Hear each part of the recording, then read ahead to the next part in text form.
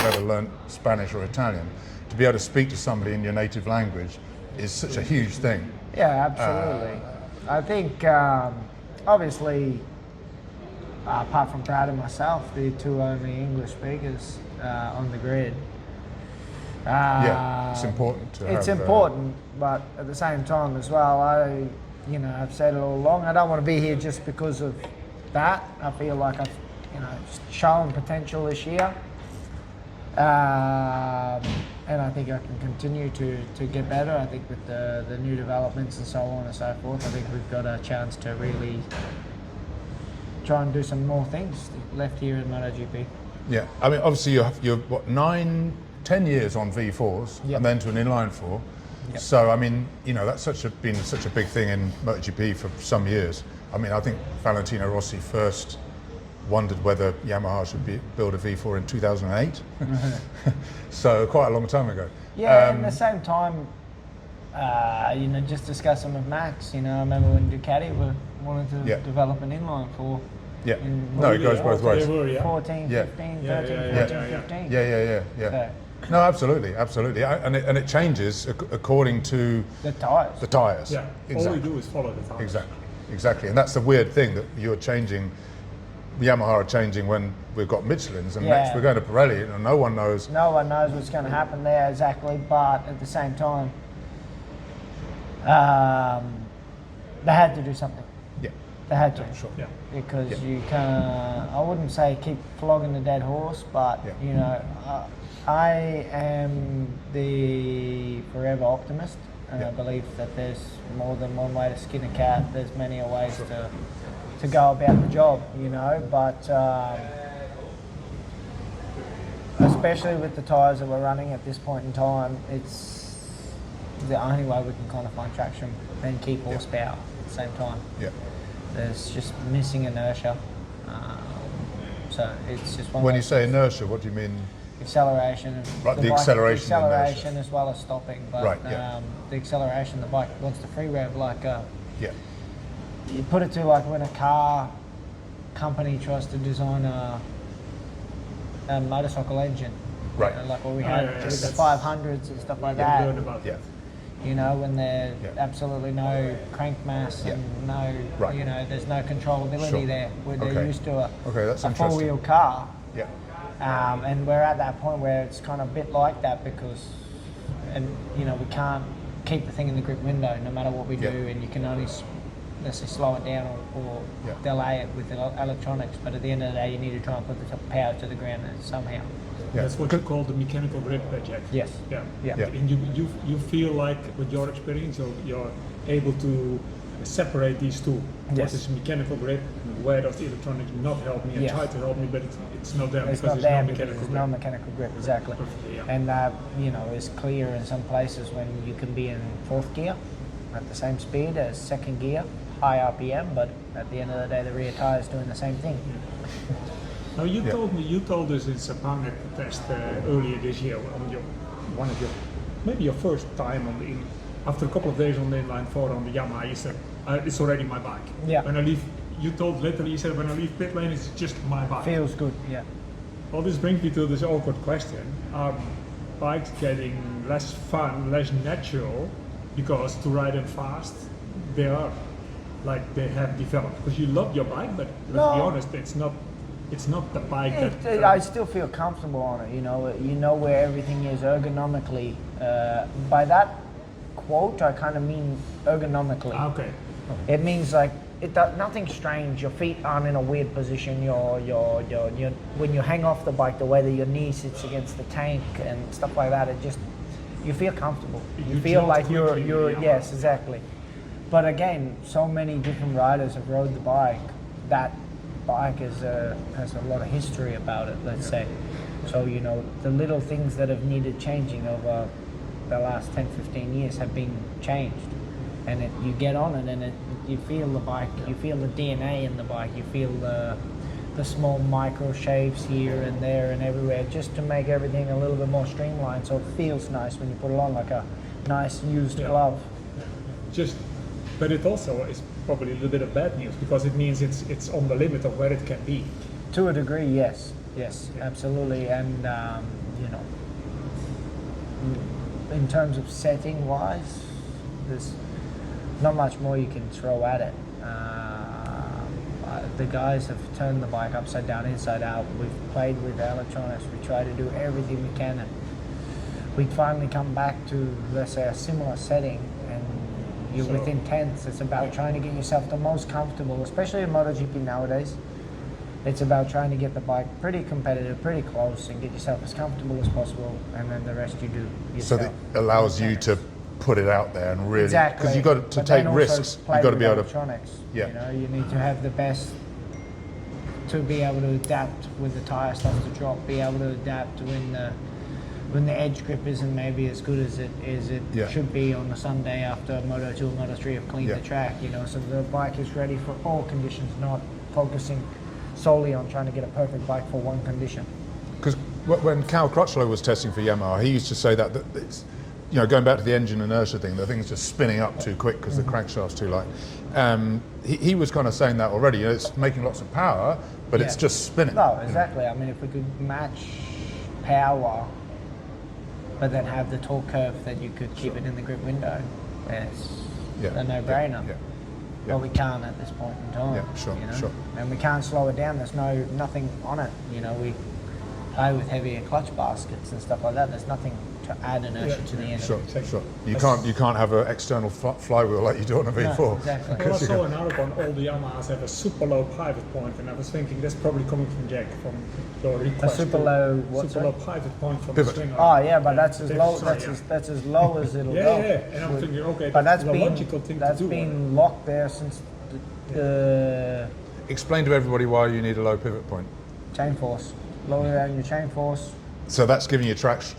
Well, Just essentially, digging. when you open the throttle, I mean, you have a scooter or some sort of motorbike, let's say your motocross bike or even your street bike, and you let the clutch out Yeah. with the brakes on. Kind of wants to grow rather than go down. What you see on the dyno. When bikes Well, are exactly, when dyno, a bike that's is what on they the do. dyno, okay. So the you bike wanted to go well, that way. You don't want it to go that way, but you Well, don't want it to go the other fight way. the opposite Right, way right, because right. whatever you're putting into the shop. Yeah, sure. For the viewers, That's nicely what explained. you do with the pivot is you drop it when the grip level is, at least for your bike, when the grip level is quite low. You drop the pivot because then with the chain force you drop the whole bike, put some more weight over the tire, and then try to find some grip in that way. It's usually a sign you follow the grip level a little bit with your pivot position. Is that correct? Exactly. Yeah, but at the same point, we're maxed out because MotoGP in the past years, the bikes have gotten longer and they've gotten higher. So our pivot is as low. Our pivot is as low as we can get it with the height and everything that we have, and that we can't. You know, and I say to the guys because since I hopped on the bike in Sepang, we haven't touched the pivot. It's been at -6 since I got on the bike, and if we you sound like a perfect test rider for a factory that develops a new motorbike because you're quite technical. Yeah, I have never spoken to a rider that knew so much about the pivot point. Yeah, but because you know I go through this kind of thing and I set up bikes myself, whether it be dirt track bikes or whatever. You're playing with that kind of thing, and I've been doing this for 12 years now with some bikes that work and some bikes that didn't work, so you end up learning a little bit. At the end of the day, I let the crew chief make all the decisions. I have nothing to do with it, but at least I want to have an idea of You absorb they are doing that for what reason. Yeah, So literally, you don't say literally, I want to drop the pivot, but you say, when we drop the pivot at my other manufacturer or in the past, this is what I look for now. Please, I just say, you know, I know cause and effect. Let's say why we would do that. I say I need more grip. There are many ways you can go about finding more grip, whether it be shortening the swing arm, whether it be dropping the pivot. There's many different ways, and that is up to the crew chief to decide. But I know the effect of what do I do if I'm looking for grip, what I do if I've got too much grip, or vice versa. But anyway, coming back to the pivot, you know, I said, well, why we don't? Okay, we've now had the pivot at +6 the whole season, -6 the whole season. So why we cannot then adjust the chassis like you would do with the suspension? Say I have a Yeah. 10.2 spring in the front with all the preload.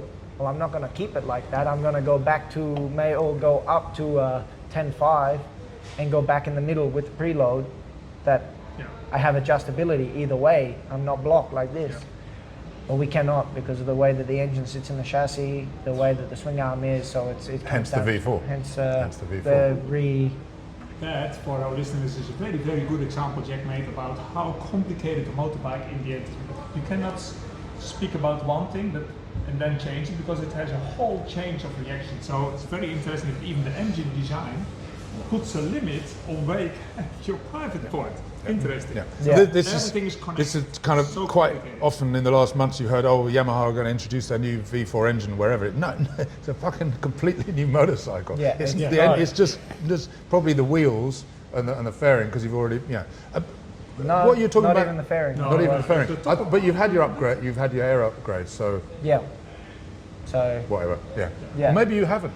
No, I've had it. Okay. had it, and as they said back there, the gearbox as well. Right. Okay. Gearbox is a little bit different. Okay. We can't have that, so there's no riding it. Just you talking about developing and feedback and everything. It's kind of quite a big point at the moment because a lot of fans, some fans, I'll say, you're constantly battling with them on social media, saying, "Oh, Marquez doesn't know how to develop a bike. He just gets on a bike that everyone, and it's, the rider doesn't develop the bike. No, you give your That's the- feedback, and that's you the give exact your same, feedback. That's the exact same because I've seen many people go down the road, especially experienced guys, that start thinking that they're a crew chief. Yeah. And they Yeah. are Disaster. telling the crew chief then what to do with the motorcycle. That I'd never take that route. My route is you do you. I will give you rider feedback, and you make the decision Yeah. accordingly. And I think that is a trap I see many guys fall into because at the end of the day, I'm not an engineer. Sure. I know, Yeah. like I said, cause and effect. I know what my opinion, my comments, Yeah. and what I'm feeling, but he knows the whole motorcycle. Yeah, yeah, He yeah. knows, okay, for example, like I said about the chain force and moving it, and if we can try to drop the pivot or try to change the chassis so that we can drop the pivot, they then come back and say we can't because we are maxed out and it's already touching on the swing arm here and Yeah. there, and we cannot go any Yeah. lower. It doesn't line up. So there's a lot more that goes into that. So Yeah. that's why I never ever try to say that I'm an engineer or anything like that. Can we talk about the 8 hour a little bit? Yep, absolutely. Because we spoke to you, I can't remember, you'd been over there for testing, and I asked you, or somebody asked you, how different are the bikes? Because in the past, especially back in the old 500 days, guys were going over massive. there. I mean, they're double the weight. And Yeah. Wide as. But I was really surprised when you said that the R1 and the M1 aren't actually that well. They're obviously hugely They're different. obviously but hugely the different. basic feeling. The basic feeling, but I put it back to, say, my Panigale V4S that I had. You hop on these bikes and the character's there, the engine character's there. The Desmotronic, okay, it's 1100cc superbike, nearly 1200cc superbike, but when I was riding a KTM and I would use that as a training bike, you get back on it and it's like, oh, there's that torque, there's that feel, the engine character feels the same, and it's very similar between the R1 and the M1. The note that you hear with earplugs on through your helmet is a very similar note. The way that the RPMs come, the feeling that you get through the handlebars. These, let's say, fire-breathing monsters that we are riding out here on the track are then translating into the street bikes that the average consumer are getting on the daily. And how much did you enjoy the 8 hour? I'm really happy to see it starting to come back to where it was I think 20, 30 years ago. It should MotoGP riders going there. I think it should, it needs to, it has that prestige around it, the race itself, it's an extremely prestigious race, and especially growing up in Australia, guys, Kevin McGee, Gardner, Mick, all those boys having to do it back in the day, and Robbie Phillips, the list goes on. There's so many legends that have been over and done it. And it's a big race for Australians, it's probably second biggest race Yeah. for Australia. It was a kind of real route for Australians to get to Europe. You know, they'd Absolutely. be doing They'd well go in and Australia, they go and do the 8 hour, and then some people go, oh hell, let's come Take and him, Nick, for example. see- You know, see what we can do with him over there. how? I mean, obviously it's a different mindset. Instead of 45 minutes, gangbusters, do or die, To a you've got to degree. bring the thing back, right? To a You've degree, but it's still a sprint race. Oh, of so course. it's But I'm still- saying that's it's what a I'm different. saying. That's why I'm like, when I think about those guys doing a 24 hour, I'm like, Yeah. how the fuck can you do that? Yeah, but yeah. at the same time, you don't ride with the same level of Risk. risk. Yeah, I guess you would call it risk input. You know, Sure. like you're not like there. You are. Any moment that you get clear track, which is very few and far between, you are trying to make hay while the sun is shining. Yeah, so yeah, yeah, you yeah. are pushing the thing to the absolute limit. But at the same time, you know, I'm a bigger guy in terms of road racing spec, and compared to my Japanese teammate. So we're running 9.5 front spring. Right. So as soon as I touch the brakes, the thing's tonk on Right, the bottom. okay, yeah. So you're Yeah, riding yeah. with that margin that, But that's Yeah. the other thing. You have to ride around Sure. a lot of. especially you know when you competition. share a bike with the Japanese are very finicky with how they like their bikes set up in terms of handlebar position, in terms of So you have to setting. be flexible. So you got to. You have to be the flexible. You guy. are the 'Cause flexible yeah, guy, you're yeah. right, yeah. And I mean, from when Michael did it, you know, speaking with Vandermark and guys like that have shared the same bike with the same guy, you know, they're riding the same bike, and I mean, Yeah. Michael makes me look small. Yeah. So that's You know the learn to fold FCC. and- You know the FCC team, the Yeah, Honda team, yeah. Masafuji that runs that. He basically chooses. Well, one of the points of how he chooses a rider is what height are you, what weight are you, what's your, how long are your arms, how Yeah. long are your legs. So basically, he's trying to, Fit the bike. because that's you're just taking another problem out of it. Out aren't of it, exactly. And if you can get guys that ride similar, I feel like I'm pretty good at adapting to situations and riding, let's say, bikes that are set up very differently, Yeah. just from experience of riding different things throughout the years. I've never ever said no to riding anything, pretty much. So, yeah, you can get around that, but essentially, yeah, you're riding to the limit of the bike at that Yeah. point, you know, whereas here, you're riding to the limit and beyond pretty much every lap, whereas there, you know, all right, I've got to brake a few meters earlier, then I know I can stop physically from how the brakes work and, you know, what my abilities are and what rules of physics are allowing, because I don't have the setup that I Yeah. need in the front end to be able to stop it. So I'm going to need some margin there. And you calculate, it's calculated risks Yeah, the whole sure, time. sure. But Yeah. also being on the bike for an hour, honestly, is like Thailand was probably the hottest race I ever had this year. It made Thailand look cold. I'm not kidding you.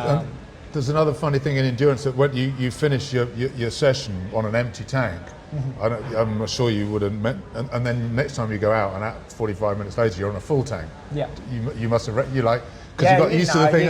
You get on it, and especially in Suzuki, you get a rude shock because you go out of pit lane and you're straight into the S's, yeah. and the thing's, you know, Yeah, heavy to You get guys across. keep thinking about the Suzuka 8 hours. Huh? Yeah. Yeah, It is we're something done that. special. Well, Yeah, I'll- it's something special. last It time, is cool. sorry. It is a fantastic event, and Yeah. like you coming back to what you said, I think, you know, I think it should carry that sort of prestige about it, where guys want to go and race it, and I think, you know, it's so. As a fan of motorsport, as a fan of motorcycle racing, I love seeing guys get on other machinery and Yeah. go and race. You know, Yeah. your heroes from Sure, here. exactly. I want to see what he can do Yeah, on yeah. a Panigale or Sure. a Fantastic. Yeah, Star absolutely. Fireblade or whatever. yeah. You know, that's so cool to see them get on our bikes. Yeah, let's yeah. say once for a year and Yeah. see them in a different colour leather Sure. suit. Yeah. No, And it's absolutely. kind of cool with the three riders as well, because you spend your whole career as yourself. You Yeah. know what I mean? It's Yeah. you against everybody else, and Suddenly it gives you're you a that team. sort of team sport Yeah, mentality or Yeah. atmosphere. You know what I mean? Yeah. Where you're feeding off the other guys. Yeah. I reckon at Balaton Ring next year they should be MotoGP should be an underbone race. Underbone, yeah. I would pay good smaller. money to see that. That I would be good. Last time I interviewed you, we talked about a bit about how the paddock is quite a snake pit, and you know, as a job, your job as a journalist is basically trying to, as best as you can, trying to give fans an idea of what's going on here, right? And I think some fans think the paddock's a lovely place, everybody going motorbike racing, everybody loving each other, and you know, and you know, you've been at Honda, you've been at Ducati, you've been at KTM, you're now at Yamaha. I think a lot of people don't understand how kind of quite tough it is to survive in this world. Not only keeping your contract, but also how the politics and everything, and trying to smile at people even though you don't want to smile at them. And it's quite a weird world, isn't it? It's definitely a weird world, for sure. I think you learn to navigate the paddock in a certain way. I found that out at a very young age when I came in here. The hardest thing for me, and I look back on it, is when I was trying to come in. It's so much easier once you're in here, let's say to stay in here, than it is as an outsider trying to That's the same come for everybody. in. Crew chiefs, mechanics, everybody wants to be here. And once you're here, you see people here that I think you really shouldn't be here, but you're here. Once you're here, you're here. Once you're here, but you're kind of in. You came in was quite special, obviously. I mean, it was, but it wasn't. When I finally was... came in, when I finally let them make a splash, you know, the first year was nearly job done for me. Like I see many other stories like that with the standard Honda and stuff like that, but I understood that networking and meeting people and being outside talking to mechanics, whether it be team bosses, whatever, just trying to expand your human Rolodex, I guess you could say, so that you had these people to speak to and understand what was going on. And I find, especially this young generation, they don't do that as much. They are a little bit shyer, I want to say. I wouldn't say they're rude or anything like that, but they don't get out of their comfort zone, and they don't. And then when it they're comes just to in the hospitality. They have a manager. They for sit that. in their box. Yeah, but exactly. Most of them have a manager or something like that. But when you're at the point where you're not making any money, you're not getting a very good manager. You're not getting somebody that's going to be looking out for you. So your best interest is you looking out for you, and trying to network and understand and meet people and understand, okay, he's somebody that I can trust, he's somebody that, okay, be careful, I keep him at arm's reach, you know what I mean? But you've even got to have even got to smile at the guy that you don't trust, don't you? You've got to pretend that you like them even if you don't. Absolutely. Like you're sitting here pretending that you like us, basically. Exactly. You do now. Exactly. That's it. But that's the way it goes in this world. And as I said, you know, it's a strange sort of universe inside of a universe. I guess you could say a paddock-verse. I don't know what you call it. I mean, even as a journalist, you kind of, well, because you're always getting into trouble with people as a journalist. Well, if you're doing your job properly, but it's a kind of weird thing where you kind of, there's some guy who doesn't like you, a team boss, because you did something and he didn't like it, and then you write something that not very nice about somebody else. And then suddenly that guy becomes your best mate because you wrote something. But you don't want to be seen with him because so these things are constantly changing. It's really weird. It's really moves weird. And functions in a very, very weird way, but it works. You know, and you know, as an outsider, before, you know, I can even remember before stepping in here and it looked like sunshine and rainbows. You know what I mean? And then you understand that, but also like looking at Formula One, and I'm sure it's identical, if not the same. Probably a lot worse. The more money, the worse it gets, exactly, right? You know? Exactly. So, and there's so many dynamics that go into it. So, you know, it's about doing the job, but it's also about playing the game correctly as well. Exactly. You know? Exactly. One of many interesting things about you, Jack, is I think you were the last Australian rider to put motorbikes on a boat at Sydney or wherever it was and send them to Europe. You know, in the old days, just for fans who are not as old as I am, I'm not that old, I've interviewed people who literally, you know, were racing in Australia with their Manx Norton, and they decided to go to Europe. They usually come to do the TT and then carry on after that, the Ironman TT. And literally they, suitcase, toolbox, bike to the stations, on the railway station to Sydney. We were push the bike from Sydney railway station to the docks on the boat to Europe, and so you didn't quite do that, but you took two RS125s. Two RS125s from Australia. My dad built a trailer to go inside of a 40-foot container and basically packed up our lives because as anybody who's sort of tried to run motorbikes, there's a lot that goes into it, and you spend your whole life accumulating tools and things that you need to go racing. And to then up and say, right, we'll start again from the other side of the world, it's a weighing up of things. And am I going to be able to find that in Spain? Am I going to be able to find this in wherever the fuck we are? Yeah, it's unimaginable. I couldn't imagine doing You it. can't think about that sort of thing. So we needed a trailer, we needed our tools, we needed the bikes. So that's a whole heap of expenses that we need to then sell in Australia to then get in Europe. And is it going to be to what you want? No, you're just kind of putting, well, Exactly. we'll build the trailer to what we want. Yeah. We'll take the tools that we need, do whatever we need. We can also put all of our shit to live, basically, you know, clothes, jackets, these kind of things that you can only bring so many Ogio bags on an aeroplane. So, you know, that made perfectly good sense. And it was very, you know, relatively easy on the Australian side, putting it in a container and sending it and waiting the 2-3 months, whatever it was, to get there. The hard thing was dealing with the Spanish customs and that sort of thing on the other side, as it always is, you know. Again, coming back to the language barrier and that sort of thing, you just don't know what to do. You're in a completely foreign world. You may as well be on the moon for all. You know, our experience was, as a family, we went on holidays to places that spoke English. Yeah. You know, we never really imagined going anywhere that didn't speak English. So then you're thrown in the deep end with that sort of thing. Sure, but yeah. It's a funny story, and people ask why you do it, but I think it helped shape the person I am. It definitely helped me with what I needed at that point in my career, which was riding. And we owned the bikes, we owned the trailer. We went to wherever we wanted to go. As I've said many a times, I went around the back of the pits at the end of Spanish Championship races collecting all the used tyres to then go and ride throughout the week on a stock standard Honda, but at least to get kilometres up, ride just more time on a bike. Final question, kind of got to finish with the Marquez question, really, I'm afraid. I just want to, you know, what he's doing is obviously amazing, you know, especially coming back from the injury that he had, and especially considering the success and money he had from before, and he still wanted to carry on, you know. So I just wanted to ask you what you kind of think of his comeback. Yeah, I don't ever think the success or the money played into the fact of it. That's a bonus. At the end of the day, he's a motorcycle racer. No, sorry, I meant the success of money he'd already earned. He'd so he already could have earned, gone, no, like, absolutely, you know, gone to the beach. But that's what I mean by that. okay. Is I mean that wouldn't even weigh in on the fact. I don't think, in my mind, it wouldn't, because that's it. It ain't going anywhere unless I squander it, which is be very fucking hard to do. But I'm sure you manage. But you know, I don't think that ever really played a part in any of the, let's say, the comeback. For sure, it may seem easier to throw the towel in, but I don't think that was ever on his mind. He was just racking his brain on how to get better, how to make his arm work properly, and also to get on the right machine.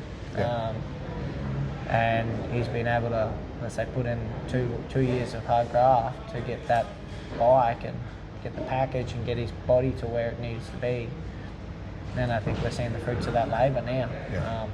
But yeah, I mean, it's impressive, but is it any different to what any of us else would do? No. I mean, as he admits, you know, he's an addict. You're all addicts, aren't you? You just want to do this. You're addicted to doing this. It's not like a job. It's not a job. No. That's a bonus. It's absolutely a bonus. Oh, of course. And, you know, I think if you spoke to, let's say, 90% of the grid, we'd do this for free. We don't want to, but we would, you know, because we love it that much. No, cool. All right, Jack. Awesome. Thank you very much. Thanks for your time.